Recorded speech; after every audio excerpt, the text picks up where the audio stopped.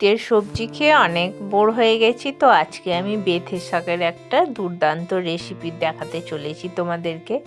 আর বেথে শাক তো শরীরের পক্ষে খুবই উপকারী, পেটের পক্ষেও খুব ভালো। তো এখানে চলো বানিয়ে নিই, রেসিপিটা দেখে নাও সবাই।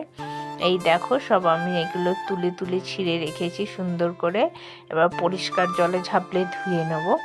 তো আমি এখানটাতে 2 আঁটি মতন শাক নিয়েছিলাম, বেঁটে শাক, যেটা আমার বাড়িতেই হয়েছিল, মানে মাঠের মধ্যে তুলে নিয়ে এসেছি। আর এই শাকটাকে আমি একটুখানি ভাপিয়ে নেব।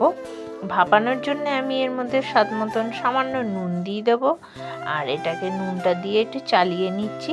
আর এর মধ্যে জল আর দিচ্ছি না, যা নুনের দেব তার মধ্যেই যা জল ছাড়বে সেটাতেই হয়ে যাবে। এবার এটাকে ভালো করে ঢাকনা দিয়ে দিলাম।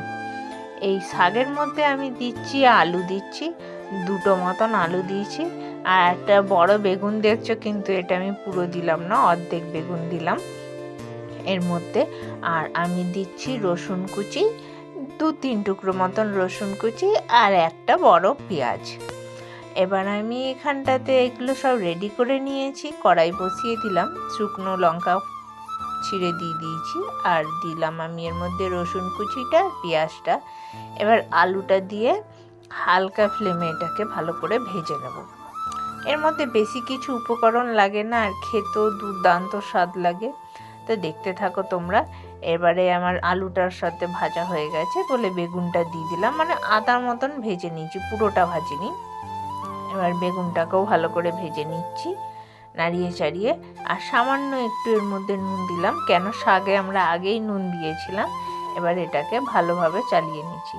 আর যারা আমার এই চ্যানেলে নতুন আছো তাদেরকে অসংখ্য ধন্যবাদ, আর নেক্সট ভিডিও দেখার জন্য সবাইকে নিমন্ত্রণ জানাই। তো কেমন আছো তোমরা? এই শাকটা করে খেয়ে দেখো, দুর্দান্ত স্বাদ লাগে, অসাধারণ খেতে।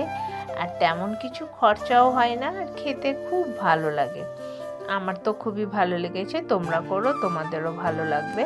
তো আমি এটা অনেকক্ষণ ধরে ভাজার পর দেখাচ্ছি। এই দেখো, আমার শাক পুরো রেডি। বাই বাই, দেখা হচ্ছে নেক্সট ভিডিও।